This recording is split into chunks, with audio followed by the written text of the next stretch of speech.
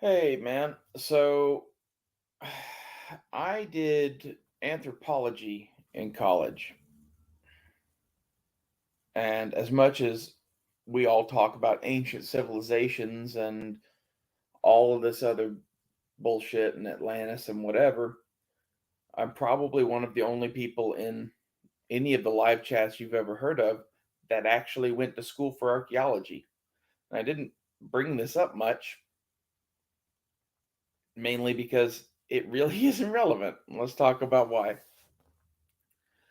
So, I went to Missouri State University for anthropology, and in the United States, archaeology is a subscience of anthropology.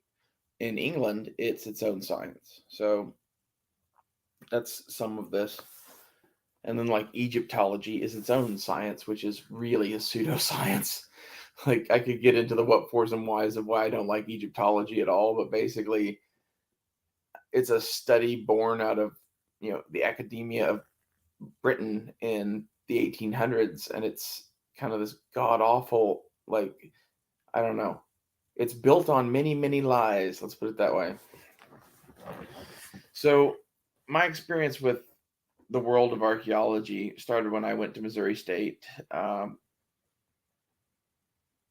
Where to start?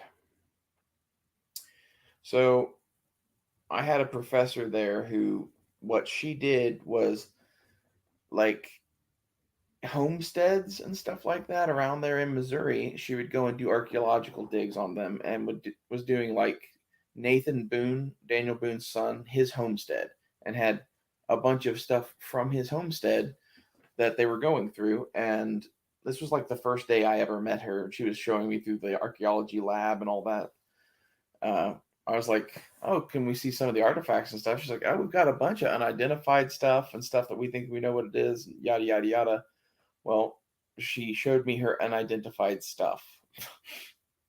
And I grew up hanging out with my grandpa, who was a mountain man kind of dude, you know, had a resort at a lake, built cabins, was an officer in the Marine Corps, aircraft mechanic, homesteading was just, he had homesteading shit just for living.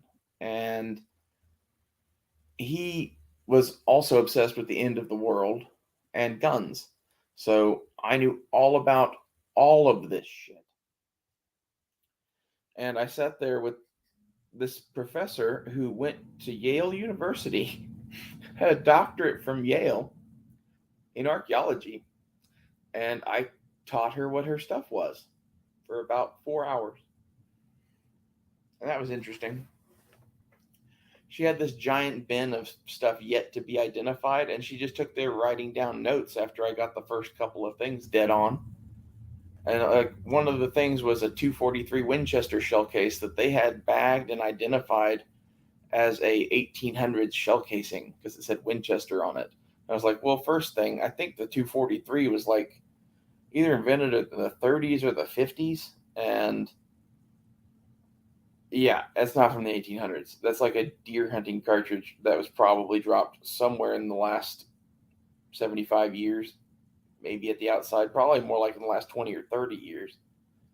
And it's just like, oh, okay. And another thing was they had a cane topper. That's what they were calling this. And I was like, that is a paper shotgun shell cartridge. Most of the paper has fallen away and decayed and whatever, but that's the base of it with a bunch of the paper left in it. It's just like, well, when was that from? I'm like, well, they started making those in like probably the 1890s, 1880s, maybe somewhere in there. And they continued making those through World War II.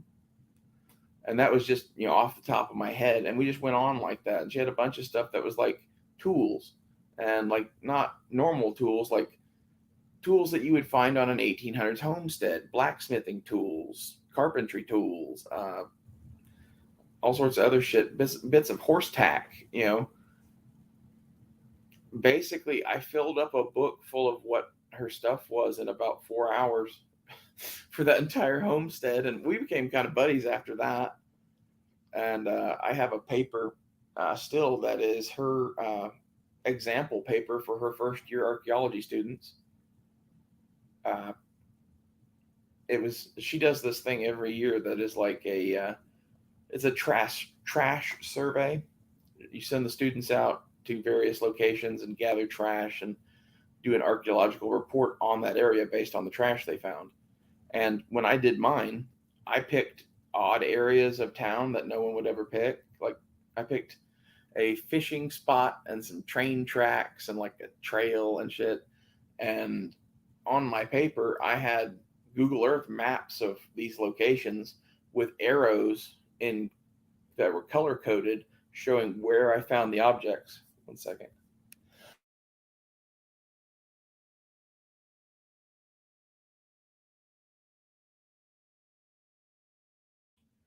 Sorry, I have to cough. Damn weed. Anyway, uh, that was apparently the best one of those she'd ever seen. No one had ever done maps and satellite imagery and shit before. And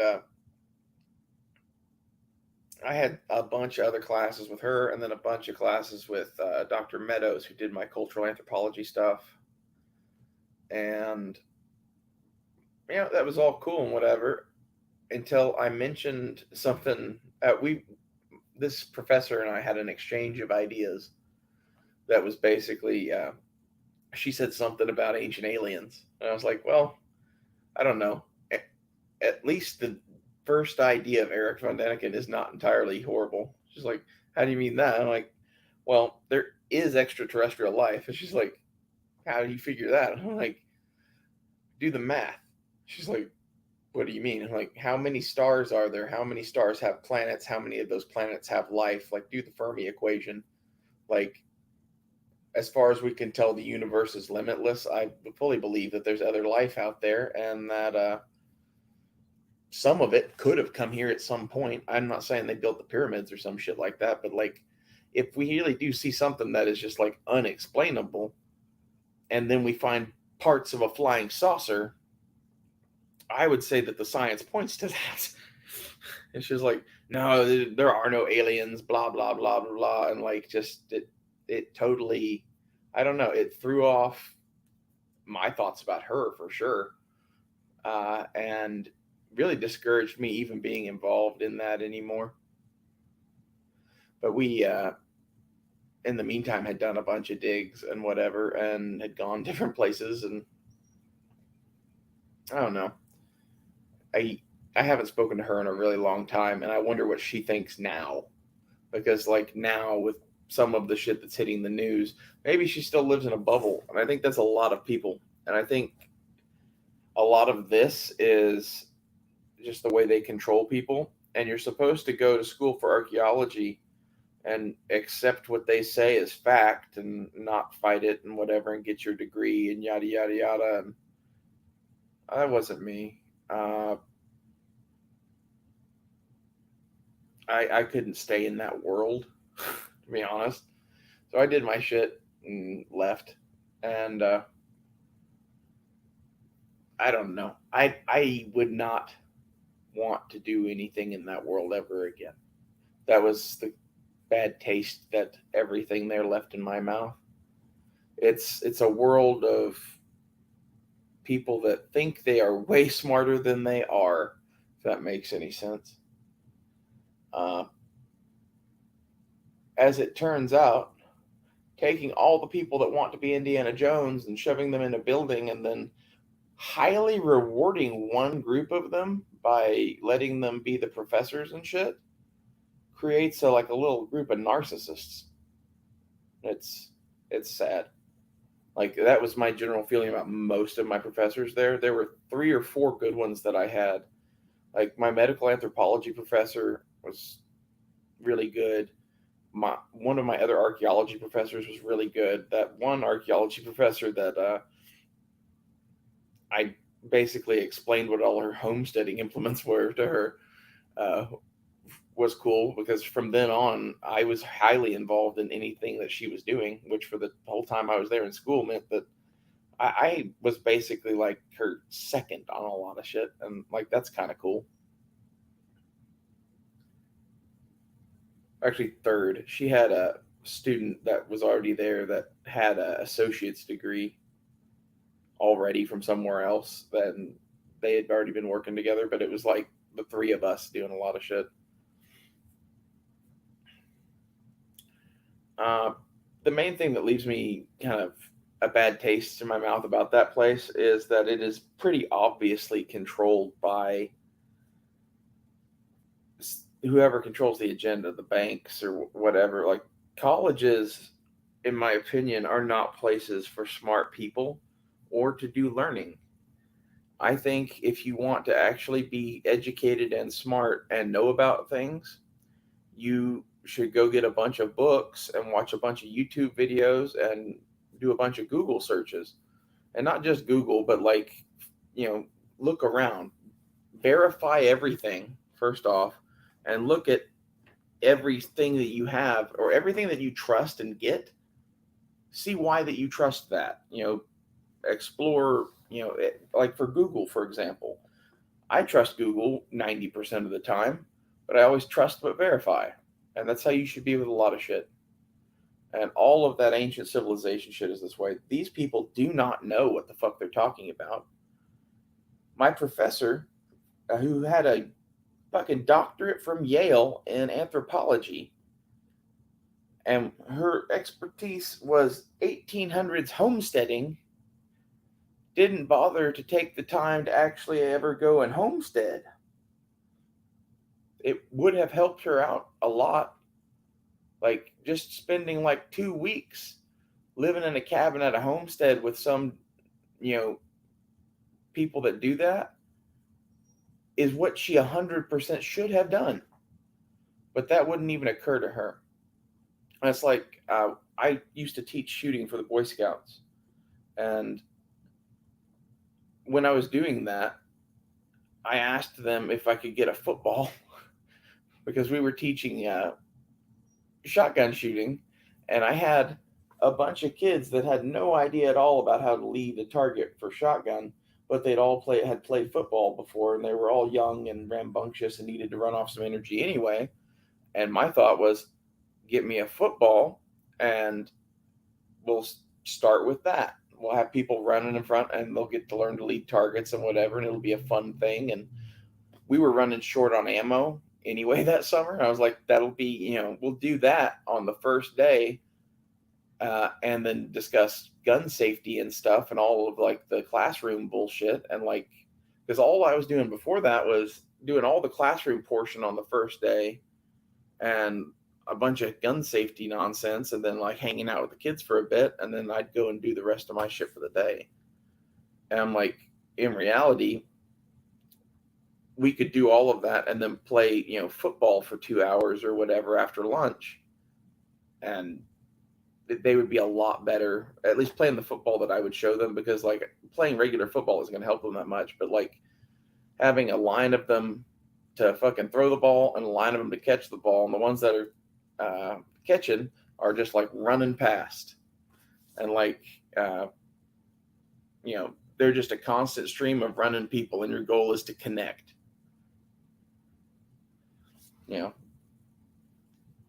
Shit like that. And I think it would have been good. And this is the stuff that just the world in general is not open to creative ideas. Half of my rejection of society is this shit. It's the fact that like usually I have one of the better ideas in the room, but because of who I am and how the world works, that very rarely ever gets to the top of the list of ideas. And then whenever what is happening happens, it becomes clearly obvious that my idea was best. And then everyone goes, oh shit, we should have done what Rachel said. My favorite example of that is I did a robotics competition in high school. And basically there's this game, and the game was supposed to be taking balls off of a rack and putting them back onto the rack. And you got 1 point for going around this track, and then you got like 3 points for taking a ball on or off the rack. And when we built the robot, I said, why the fuck would we ever mess with taking balls on or off the rack? Like, what do you mean? Like, we build a very small, very fast robot and we do laps. If we lap it 3 or 4 times, how long is it going to take them to get a ball up there and score 3 points? We're guaranteed points this way. And according to the rules, all we need is something to knock a ball off the top. So we stick a plunger rod thing up on top of this thing that can knock the ball off. And boom, we meet the qualifications and we'll be light and fast and nimble. And everyone said, that's not in the spirit of the game. And I'm like, fuck no, that's exactly how you play this game. Well, as it turns out, there was one team at this robotics competition that did my idea. They won. They won the entire thing. And at that time, my coach and principals and shit all went to me and went, interesting. Like, I told you all this is what we should do. And then you all said, no, that's not how you play this game. And I was like, okay, well, I think maybe you just lack imagination. And that's pretty much the world in general. And that's why I don't like archaeology. They think they know a lot, and in reality, their cup is full of bullshit. And like, it's hard to learn anything if your cup is full of fucking lies. Have an empty cup. Thanks for watching, and I hope you enjoyed these videos today.